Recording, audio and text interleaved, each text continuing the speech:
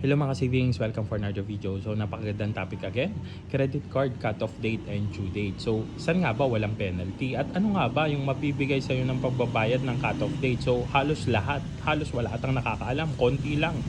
Kung ano nga bang importansya nitong cut-off date sa pagbabayad prior to cut-off date kaysa always due date, lalo na kung may pera ka naman magbayad. So magbayad ka prior cut-off date, pero wala rin naman yung parehas penalty. Yun yung i-discuss natin in this video. So, napaka-importante rin alam nyo yung cut-off date sa due date kasi yung due date mo magbe-base sa cut-off date, either 15 days or 25 days prior to cut-off date. And then, napapapalitan to sa banks. So, upon request naman and upon approval. Ngayon, kung hindi akma sa receiving ng fund nyo, sample, salary and then living paycheck to paycheck ka and then kailangan mo makabayad sa 15 or 30, dapat yung due date mo lagpas ng 15. So common mistakes kasi yun. Halimbawa, ang ginagastos mo sa credit card pero ang due date mo is 11 pero ang pasok ng pera mo is 15. So may chances talaga na maano ka due date. Ngayon, kung halimbawa yun nga, living paycheck to paycheck tapos wala kang fund na pwedeng ibayad, so magkakaroon kayo ng due date. Kaya ang diskarte dyan, kapag ang due date mo is 25, 11 tapos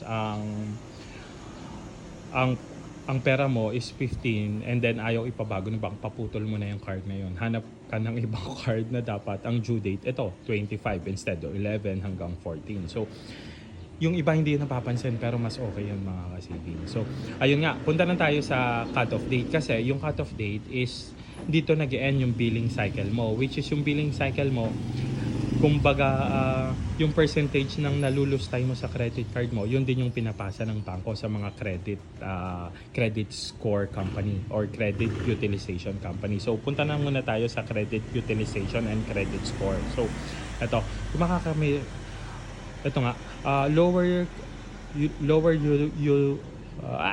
lower utilization generally signal that you are not heavily dependent on credit card. So ito yun. Under 30 is good pagdating sa credit utilization.